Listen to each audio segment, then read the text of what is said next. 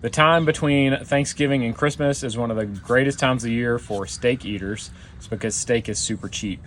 A lot of grocery stores put their standing rib roast on sale, and Publix currently has them for $6.99 a pound. So I'm going to show you what I like to do with them. They cut the bones off the bottom, so the beef ribs down here on the bottom, they cut them off, and then they tie them back on so that you have options.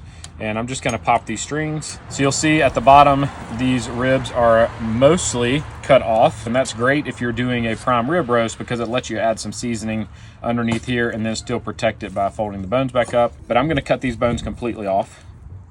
I'm not going to get rid of them because I can actually use these for a lot of things. If I'm cooking something low and slow, I'll throw these on. Great tasty meat between the ribs here. You can also slice them into individual bones, use them in soups, or even to make some beef broth with. So now we have a big slab of ribeye steaks is really what it is.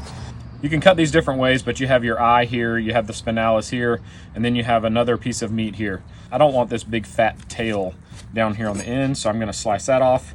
You can keep that and freeze it and just save up all your beef fat until you're ready to render it down into some tallow. I'm actually going to shave off some of this hard fat too, so that I don't have to do it on the individual steaks. If you don't want this fat on the top, you can shave it off as well. I just got this new knife from Dow Strong. I've told y'all before I love the Shogun series, so they sent me this 8-inch chef's knife. I love the shape of the handle, the weight of the blade. So now that we have our beef shaped the way we want it, we can start cutting steaks.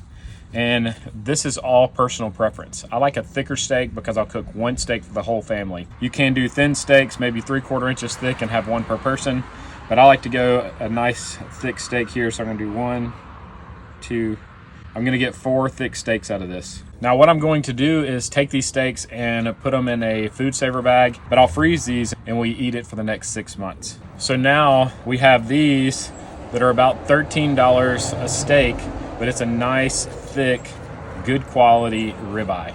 Now it's time to label these with the date and get them in the freezer. I hope y'all have a Merry Christmas.